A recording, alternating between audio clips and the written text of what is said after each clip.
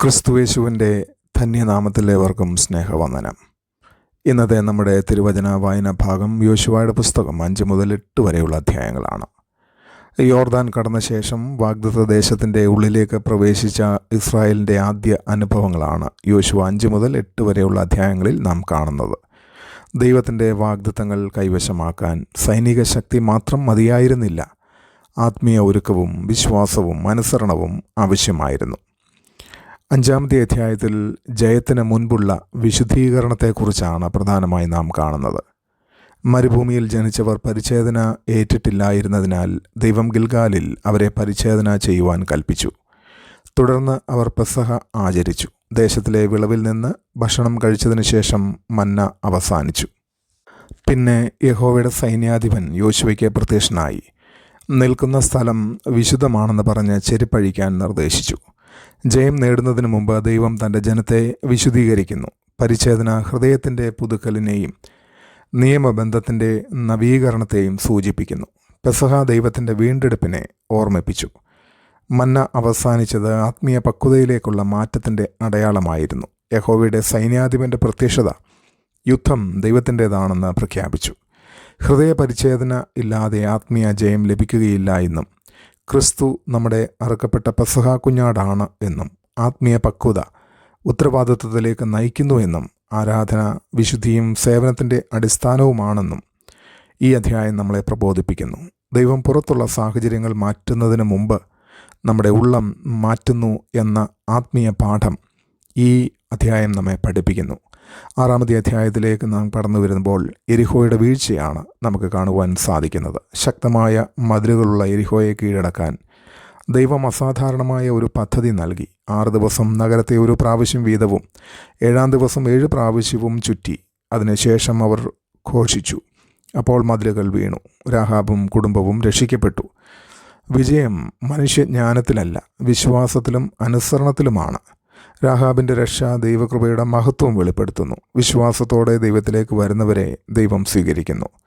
അസാധ്യമായി തോന്നുന്ന പ്രശ്നങ്ങൾ നമ്മുടെ യെരിഹോകളാണ് എന്നും, മനസ്സിലാകാത്തപ്പോഴും അനുസരിക്കുന്നതാണ് വിശ്വാസമെന്നും, പ്രാർത്ഥനയും സ്ഥിരതയും പല മതിലുകളും തകർക്കുന്നു എന്നും, ദൈവകൃപ എല്ലാവർക്കും തുറന്നിരിക്കുന്നു എന്നും ഈ അധ്യായം നമ്മെ പഠിപ്പിക്കുന്നു. ദൈവത്തിൻ്റെ നിർദ്ദേശങ്ങളിൽ വിശ്വസിക്കുമ്പോൾ തടസ്സങ്ങൾ അവസരങ്ങളായി മാറുന്നു എന്ന ആത്മീയ ചിന്ത ഈ അധ്യായം മുൻപോട്ട് വയ്ക്കുന്നു.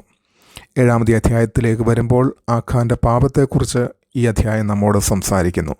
യെരിഹോയിലെ മഹാവിജയത്തിനു ശേഷം ചെറിയ പട്ടണമായ ഹായിൽ ഇസ്രായേൽ പരാജയപ്പെട്ടു. കാരണം ആഖാൻ ദൈവം വിലക്കിയ വസ്തുക്കൾ എടുത്തിരുന്നു. ഒരാളുടെ മറഞ്ഞ പാപം മുഴുവൻ ജനത്തെയും ബാധിച്ചു. ആഖാൻ്റെ വീഴ്ചയുടെ ക്രമം എങ്ങനെയെന്ന് ചോദിച്ചാൽ, ഞാൻ കണ്ടു, മോഹിച്ചു, എടുത്തു. പാപത്തിൻ്റെ പുരോഗതി ഇതാണ്. മറഞ്ഞ പാപം ദൈവത്തിൽ നിന്ന് മറയുകയില്ല. ചെറിയ വിട്ടുവീഴ്ചകൾ വലിയ ആത്മീയ നഷ്ടങ്ങൾക്ക് കാരണമാകുമെന്നും, ആത്മീയ പരാജയങ്ങൾ പലപ്പോഴും ആത്മപരിശോധനയ്ക്ക് വിളിക്കുന്നുവെന്നും, മനഃപൂർവമായ അനുസരണക്കേടിനൊപ്പം ദൈവാനുഗ്രഹം നിലനിൽക്കില്ല എന്നും ഈ അധ്യായത്തിൽ കൂടെ നമ്മെ പഠിപ്പിക്കുന്നു. പുറത്തെ ശത്രുക്കളെ ജയിക്കുന്നതിന് മുമ്പ് ഉള്ളിലെ പാപത്തെ നേരിടണം എന്നുള്ള ആത്മീയ പ്രബോധനം 7-ാമത്തെ അധ്യായം നമുക്ക് നൽകുകയാണ്. 8-ാമത്തെ അധ്യായത്തിലേക്ക് നാം കടന്നു വരുമ്പോൾ ആഖാൻ്റെ പാപം പരിഹരിച്ചതിന് ശേഷം ദൈവം വീണ്ടും യോശുവയെ ധൈര്യപ്പെടുത്തി പുതിയ തന്ത്രത്തിലൂടെ ഹായിയെ കീഴടക്കി. തുടർന്ന് യോശുവ എബാൽ പർവ്വതത്തിൽ യാഗപീഠം പണിത് യാഗങ്ങൾ അർപ്പിക്കുകയും മുഴുവൻ ജനത്തിനു മുൻപിൽ ന്യായപ്രമാണം വായിക്കുകയും ചെയ്തു. പരാജയം അവസാനമല്ലെന്ന് ഈ അധ്യായം നമ്മെ പഠിപ്പിക്കുന്നു. മാനസാന്തരത്തിന് ശേഷം ദൈവം തൻ്റെ ജനത്തെ വീണ്ടും ഉയർത്തുന്നു. ദൈവം മാനസാന്തരപ്പെടുന്നവരെ പുനഃസ്ഥാപിക്കുന്നുവെന്നും, പരാജയങ്ങൾ ആത്മീയ പക്വതയിലേക്കുള്ള പാഠങ്ങളാകാം എന്നും, വിജയത്തിന് ശേഷം ആരാധനയും നന്ദിയും ഉണ്ടായിരിക്കണമെന്നും, ദൈവവചനം ജീവിതത്തിൻ്റെ കേന്ദ്രത്തിൽ തുടരണം എന്നും ഈ അധ്യായം നമ്മെ ഓർമ്മിപ്പിക്കുന്നു. മാനസാന്തരം പുതുക്കപ്പെട്ട വിജയത്തിൻ്റെയും ദൈവ സഹവാസത്തിൻ്റെയും വാതിൽ തുറക്കുന്നു എന്ന ആത്മീയ സത്യം 8-ാമത്തെ അധ്യായം നമ്മളെ ഓർമ്മിപ്പിക്കുന്നു.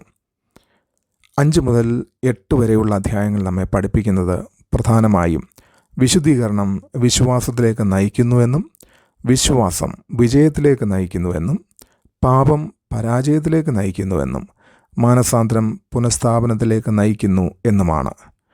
അടുത്ത ആത്മീയ വിജയത്തിന് മുൻപ് ഞാൻ ദൈവത്തിന് സമർപ്പിക്കേണ്ട എന്തെങ്കിലും എൻ്റെ ജീവിതത്തിലുണ്ടോ?